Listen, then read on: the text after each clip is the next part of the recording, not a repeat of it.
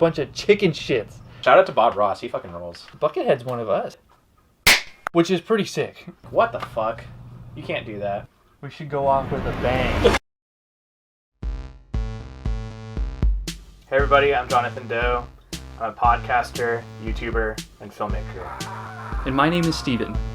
I'm a filmmaker, special effects guy, and a stuntman. I like collecting oddities, exploring true crime cases, and directing extreme cinema. If you like blood, gore, creatures, and more, then we've got what you're looking for. You're watching Scream Time.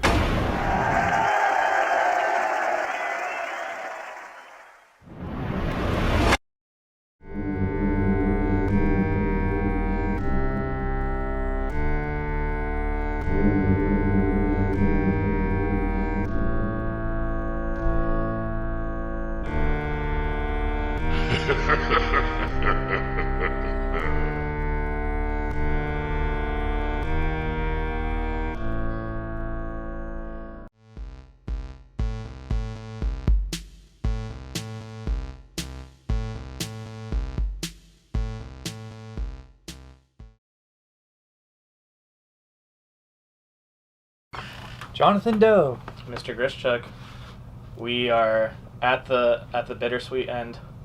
Bittersweet is a good way to put it, my man. Yeah. Episode 10. Episode 10. Season finale, if you will. We're here with a banger. Multiple bangers. Several bangers. A multitude of bangers.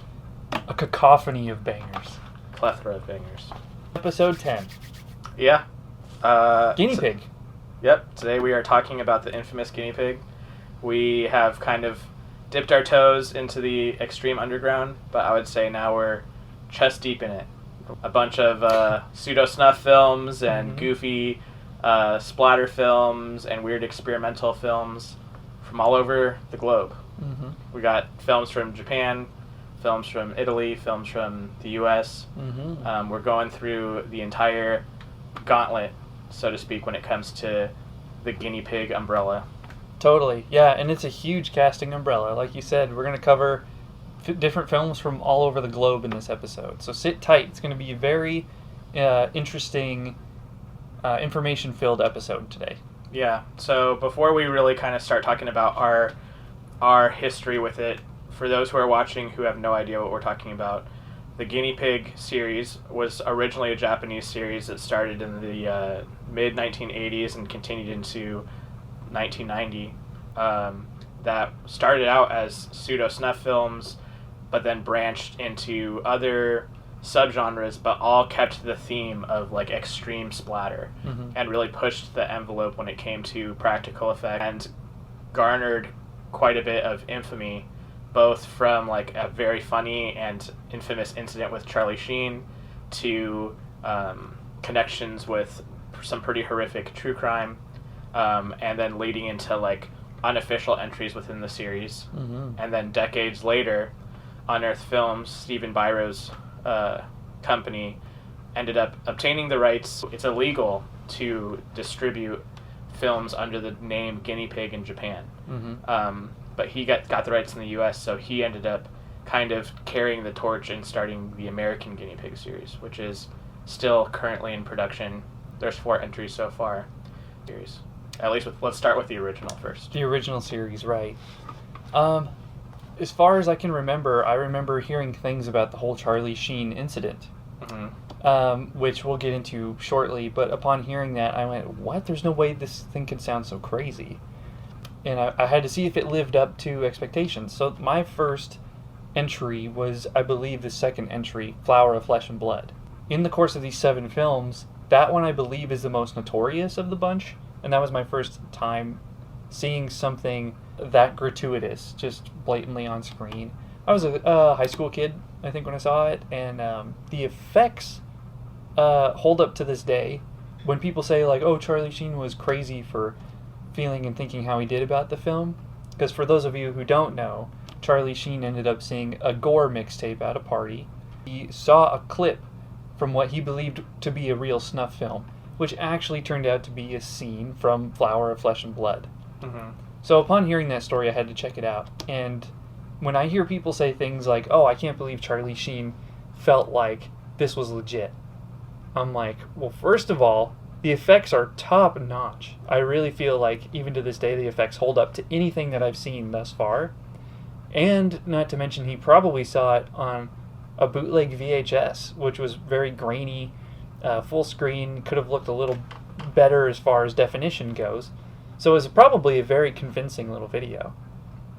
Flower, Flesh, and Blood is the second entry in the series. It was directed by Hideshi Hino, based off of a manga that he had made, kind of centered around the same thing. A woman gets abducted and then systematically dismembered while she's alive. Very much just a showcase of practical effects of a woman being cut to pieces, and it looks real.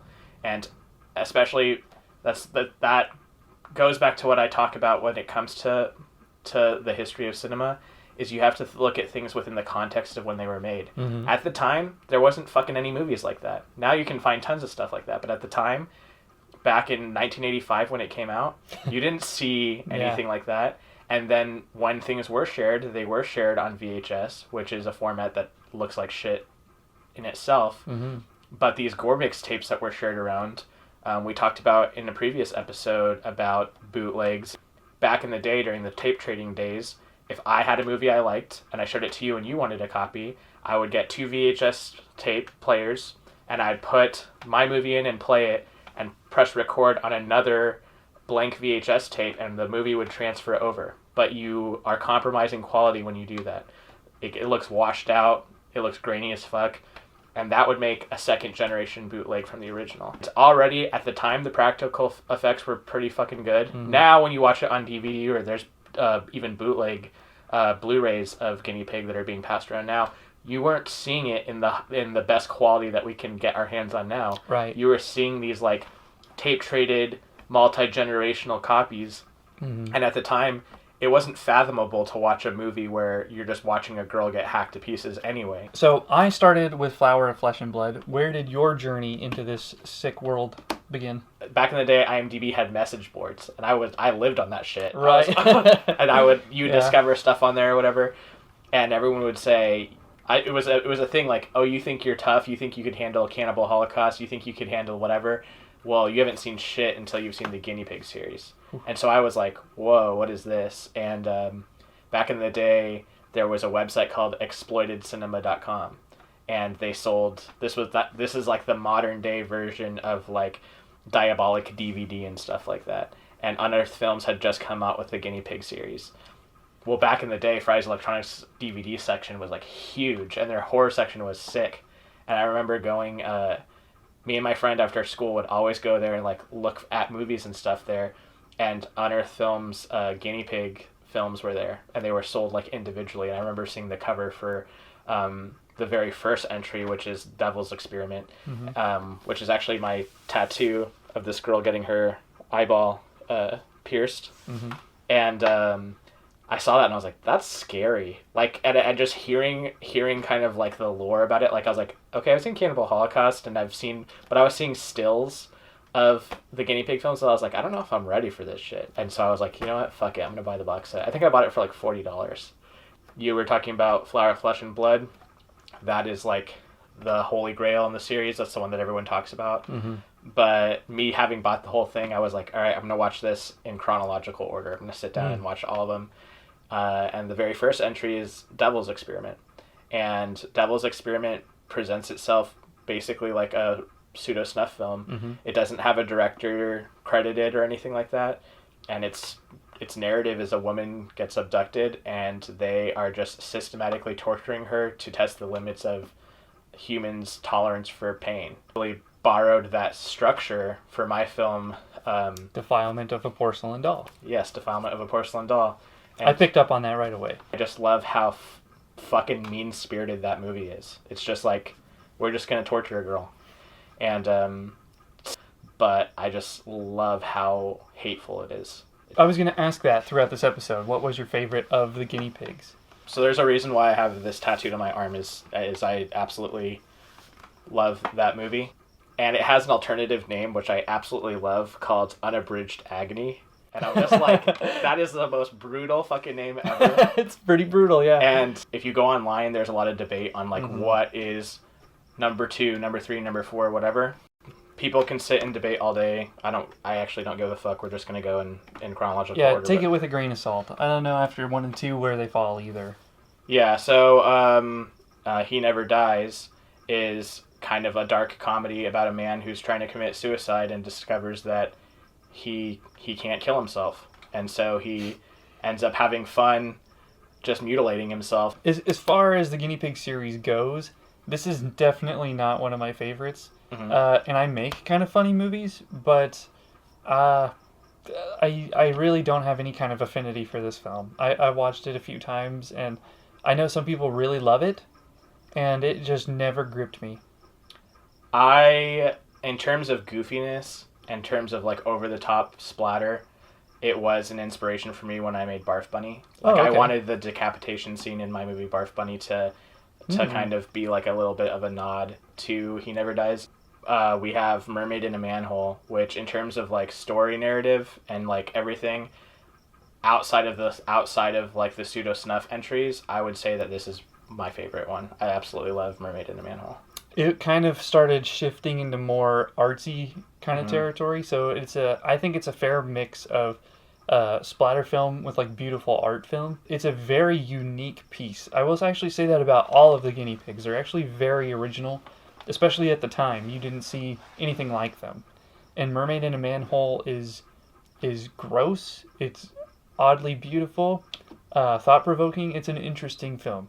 The professional artist, he goes back to his childhood location where he saw this mermaid that was in this river, but he goes back now, and now it's a sewer, and it's filthy, it's completely polluted, and he goes down there and he finds the same mermaid that he saw when he was younger, and she's barely alive. He takes her home and puts her in a bathtub and tries to take care of her, but her health just continues to decline. He decides to use that time to paint her. I love the alternate title for this movie. Instead of Mermaid in a Manhole, it's Guinea Pig, a Bob Ross story. I love that. That's not true. Don't look that up. Yeah, you were saying alternate title. I'm like, what are you talking about? I saw you looking at me. You're like, where are you going with this? Dude, if Bob Ross had a favorite guinea pig entry, though, it would be this one. Shout out to Bob Ross. He fucking rules. Bob Ross does rule, man. Yeah. I heard a fan theory that's really dark, and it's like, what if Bob Ross was a serial killer and he's just painting all the burial sites where he killed his victims? I love that. That's sick. That is really cool. What's the next installment in Guinea Pig? Is Android of Notre Dame, which is another experimental entry. I do admire and like kind of like the creativity of the story behind this one, but it was just hard for me to like, I don't know, I just don't have my heart connected to it. You know, I definitely, like, if it came on, I'd be like, sick, I'll watch it, you know? Right. But it got a little sci-fi for me. I do really enjoy this film. I just think it's just the right, for me, it's the right amount of wacky to splatter. The fact that it is sci-fi related has nothing to do with anything, for me personally, but I like it quite a bit. And every time I think about it, I think of listening to the Buckethead song, The Android of Notre Dame. And I'm going, oh, okay, so Buckethead's writing songs about Pieces, Texas Chainsaw Massacre, and now Guinea Pig. And I'm like, Buckethead's one of us. Yeah, Buckethead rules. Yeah, shout out to Buckethead. Yeah. Buckethead is sick, and so is Android of Notre Dame. Might be one of my favorites. I know a lot of people don't really like this movie. Yeah. And I kind of struggled to see why when I look at He Never Dies and go, well, that movie's whack. But whatever, to each their own. I mean, there are 7 films here, so opinions are going to differ and range wildly. I mean, I would say that I could definitely see a case being made that Android of Notre Dame is something that people like. I mean, the narrative is definitely interesting. A lot of interesting stuff in there, so I definitely could see someone watching it and being like, this rules. It's wacky. It feels more Tetsuo the Iron Man or something. Something to that effect, more so than any of the other ones do. The series is known for the 2 pseudo-snuff entries, but people don't realize that actually most of them are like weird experimental films. And then the last entry in it, which is my least favorite, is Devil Doctor Woman, which came out in 1990. And that is basically a series of vignettes of a man in drag pretending to be this host of a show showing different illnesses that people have, and they're ridiculous. They're like super goofy. It's taking the goofy splatter to the fucking extreme. And to the point where it's like, okay, I get it.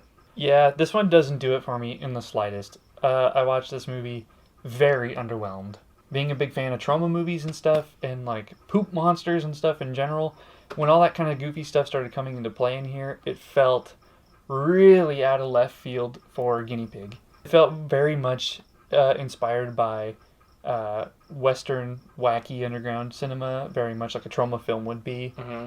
I think that might be why I don't like it, because it does have trauma vibes for sure. Mm-hmm. But like when you're going down the Guinea Pig rabbit hole, you're like, okay, I'm feeling it. Like it's over the top, it's whatever, but it just becomes so goofy that you're kind of like, this feels kind of out of place. So. And also kind of mundane, I think, in the editing choices. Mm-hmm. There are frames that just kind of are static shots that seem to sit forever. Mm-hmm. It kind of wears me down as a viewer. I'm like, well, okay, when are we moving on here? This is too still for Stanley Kubrick, you know what I mean? Yeah. That concludes like the actual narrative films within the series, which is 6. There's 6 entries, but there's actually several documentaries that came out. 2 documentaries, as well as kind of like a best of that is considered part of the Guinea Pig series, which makes it I think 9 entries. Those feel like more like special features than actual films. Yeah. But speaking of actual films, on top of that, we have an unofficial sequel. Yes, Lucky Sky Diamond, also known as Bloody Fragments on a White Wall. It has nothing to do with the series, but I would say in terms of its like vibe, it feels like one. Like if you didn't know and you watched it, you'd be like, okay, I feel it. The thing is that this is a very obscure film, and so I've heard about people who have found versions that have subtitles. I've never come across a version that has subtitles. It's a fun one. I really enjoyed this movie. And there's a dude attacking a girl while he's inside of a box. Yeah. Which is pretty sick. Being the Boxcreep film guy myself. So, I didn't even think about that, but that's perfect. The Charlie Sheen thing is Charlie Sheen saw, the legend has it, that he saw this mixtape, and it had Flower, Flesh, and Blood, and he freaked out, and he notified the FBI and said, hey, I just saw this real snuff film. That's the legend. Stephen Byro has a different kind of take on it. He says that the MPAA was notified, not the FBI. But outside of that, in Japan, there was a serial rapist / murderer named Tsutomu Miyazaki, who abducted 4 little girls between the ages of 4 and 7, and he had his way with them, and he killed them. When investigating his property, they found out he had a huge VHS collection of horror films, and they found one of the Guinea Pig entries in his collection that he had. And the legend, what people said, and that he was inspired by the torture sequences in Flower, Flesh, and Blood, and he reenacted them with his victims. That is not true. What they found in there was not a copy of Flower, Flesh, and Blood. I've heard that it was Devil Doctor Woman, but I don't think that's true either, because he got arrested in 1989 and Devil Doctor Woman didn't come out till 1990. The people who starred in a lot of the Guinea Pig films, especially within Devil Doctor Woman, went on to actually become more mainstream actors and stuff, and they didn't want anything to do with it, with the reputation that it had built. Guinea Pig became, in that moment, Japan's dirty little secret. Yeah. And then nobody wanted to be associated with it. What a crazy legacy. Yeah. Yeah. I wouldn't know if I would be honored to have something like that happen with one of my films, or shocked. Probably both. How would you feel if you found out that someone did something awful and was inspired by a Boxcreep film sequence or something? That would be a bummer. That would really bum me out. Yeah. So Byro put out the series. It hadn't been released in the western part of the world at all. He got into some kind of legal agreement where he was able to own the title Guinea Pig, and so he made the American Guinea Pig series, Steve. I love that. Yeah. Not only did Byro reinvent and salvage this and save this iconic legendary status collection, but he pumped new life into it with, in my opinion, one of the greatest snuff films ever made. Yeah. I personally think as a whole, it's a close call, but I think that the American Guinea Pigs are actually stronger films. If hot take, possibly. But I like them. I like them quite a bit, and Bouquet of Guts and Gore just hits home runs left and right, as far as I'm concerned. When I watch Bouquet, it strikes me as one of those... I get this feeling like I shouldn't even be watching this. And I'm 30 years old. I've showed it to several people and groups of friends, and I have people who won't even watch movies with me because of it anymore. In this umbrella of all of these films, I would say Bouquet is probably my favorite. Wow. And I saw the film before I became friends with Byro and Marcus and all of that. I just watched it, and I was like, this is so sick. Like, it's a true love letter. It's just, both in terms of, like, the guinea pig lore, but also in just practical gore effects. It is incredible. It's like a death metal music video, basically. It is. Actually, the Perdition has a music video on their DVD. The second installment in the American Guinea Pig series, Bloodshock, which is also another favorite of mine. I absolutely adore that film. You might think that in that film they're collecting blood to make adrenochrome. So those of you guys who are into weird conspiracies and stuff like that might dig that. And that may be what they're giving in the special sauce in the first film. Oh, that's fun. It's fun. I don't know if that's true or not, but that would be pretty fun. I'm literally just going to ask Marcus. You should. He's going to be like, he loves conspiracies. I bet he's fucking down. Byro, for those who don't know, Stephen Byro is a Christian, a very adamant Christian, and he wanted to kind of make a film that highlights his ideology. So he comes out with, in 2017, he comes out with The Song of Solomon. What do you have to say about that film? The Song of Solomon, while it's not my favorite film in the American Guinea Pig series, it does hold a special place in my heart. When it premiered in LA, I got to attend the premiere. And I had to go by myself, because at the time I didn't know you. And I had bought a ticket for another friend of mine, and he chickened out, quite literally. He was like, wait, that's what we're going to go see? And he decided not to go see it. Oh, wow. So I had another ticket, and I'm calling up all my buddies. I'm like, you guys want to go see American Guinea Pig with me? They're like, no. Bunch of chicken shits. So nobody wanted to go see the movie. I know you would have gone and seen it with me. So I went, I'm going to go see it. So I drove 2 hours to go see it by myself. And I'm kind of bummed. I'm sitting there by myself. I'm going, trying to make a good time of this. And lo and behold, who sits right up to my left is Stephen Byro. And I'm like, whoa, this is cool. I get to sit right next to the director. Who sits to my right is Marcus Cook, who did effects from Autopsy Effects. And who sits immediately in front of me is Jeremy Cruz from Toe Tag Effects. And I'm like, oh my goodness, I am literally sitting here in the trifecta of independent horror right now. Well, that's funny because I was definitely considering going to that too. Like, I was like very much on the fence. And I think that I was like waiting, like, if I could get someone to come with me, I'll buy a ticket. And then I literally I didn't have anybody to go with. And so I was like, fuck, for those who don't know, dude, I fucking hate driving to LA. I actually fucking hate LA unless there's like something really cool happening. It's gotta be fucking sick, and then I'll go to LA, but I hate LA. I'm in the same boat. San Diego is better. We got better Mexican food. Hell yeah. Not even a hot take, it's just an objective truth. Boom, suck it. So here's the story. Byro is coming out with Song of Solomon, but at the same time, he finds out that there's an Italian film coming out that's directed by Poison Rouge and being produced by Demiziano Cristofaro, and it's called Like a Guinea Pig, Sacrifice. And Byro's like, what the fuck? You can't do that. So he hits up Demiziano Cristofaro and goes, yo, dude, you can't do that. And Demiziano sells him the rights to Sacrifice. Sacrifice definitely has parallels to He Never Dies and is more of like a more serious version of it. I will be the first to say, and I have no problem stating, that Sacrifice is my least favorite of the American Guinea Pig series. It's full of little political takes as well. Yeah. And I go, what are we doing with politics in a splatter film? It feels so out of place to me. It fucking dates your movie immediately. Like, doesn't it say something about Trump or something in it? Yeah. Yeah, they go on and on about Trump and things, and I'm going, this is dated already. If you talk about current political issues or current issues in your movie, you've time capsuled your movie for that moment in time. I did like Sacrifice in terms of practical effects. I agree.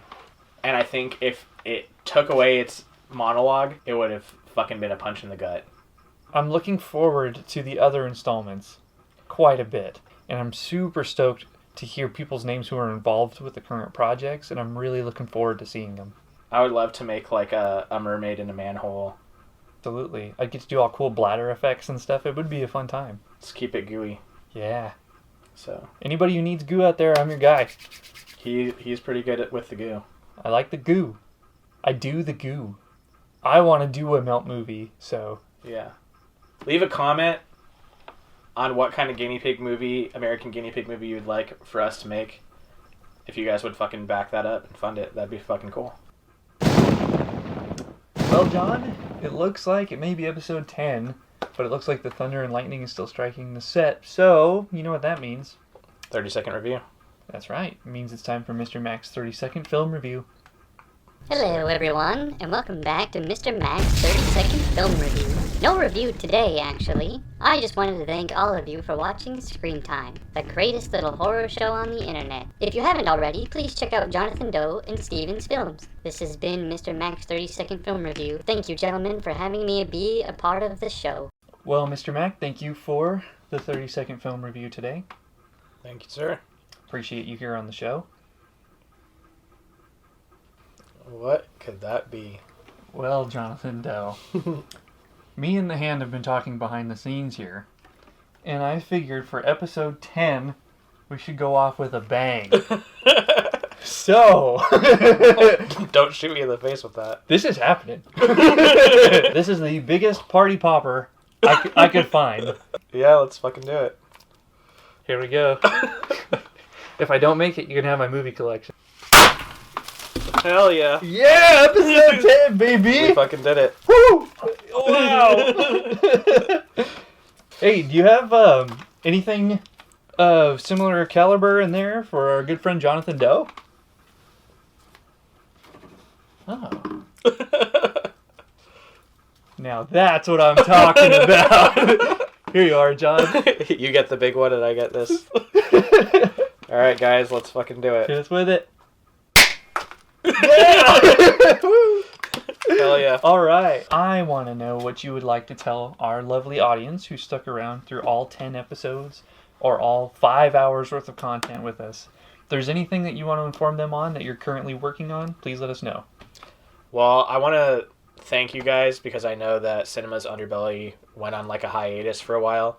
I had personal family stuff, mental health stuff that I was dealing with.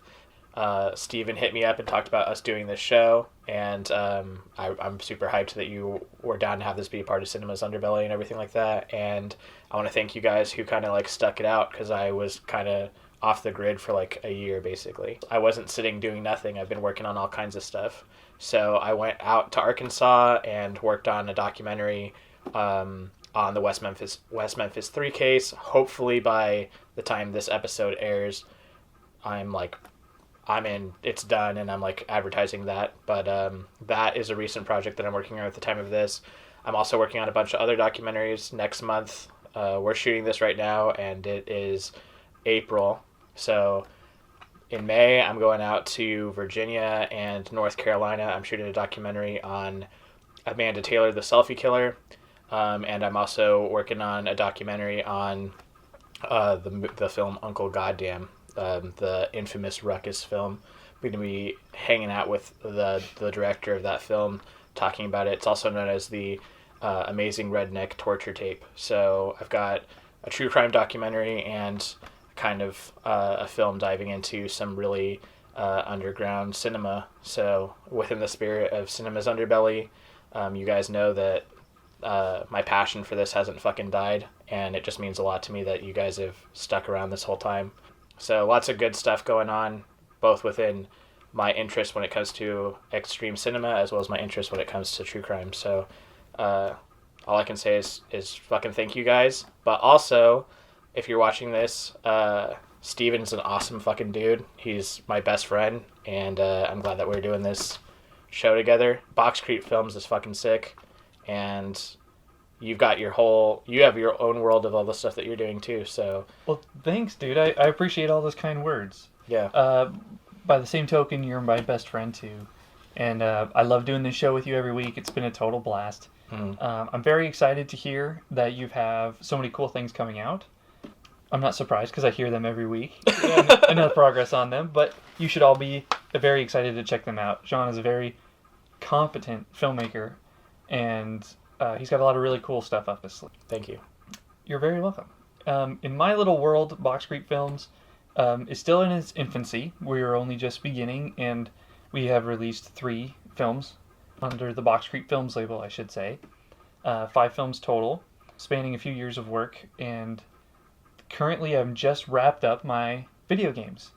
So I created a trilogy of video games based on my last 3 films, and those can be picked up over at boxcreepfilms.com. And I'm currently working on a production of a short film. I was invited to be a feature in a showcase of short films, and I'm currently in the writing process of another Boxcreep Films feature-length film. I'm going to really bring it in terms of splatter. Pound per pound, this should be the bloodiest, most violent film I have ever attempted to make, and I want to show the world what SoCal Splatter is all about. Hell yeah. So I'm very excited for my future projects. I'm very excited for yours, and I'm very honored that you wanted to have this show I proposed on your very awesome YouTube channel, Cinema's Underbelly. So thank you. Well, I love you, bro. Glad we fucking did it. I love you too. Hell yeah. We just finished the show. I don't know. Thanks for watching. Well, John, I think we deserve to go out with a bang. Let's fucking do it. Here you are, my man. All right, ready? 1, 2, 3. Mine didn't work. It's totally broken. Whatever. Woo. Episode 10. Thank you, everybody. See ya. Well, that was great. Hell yeah. Wow.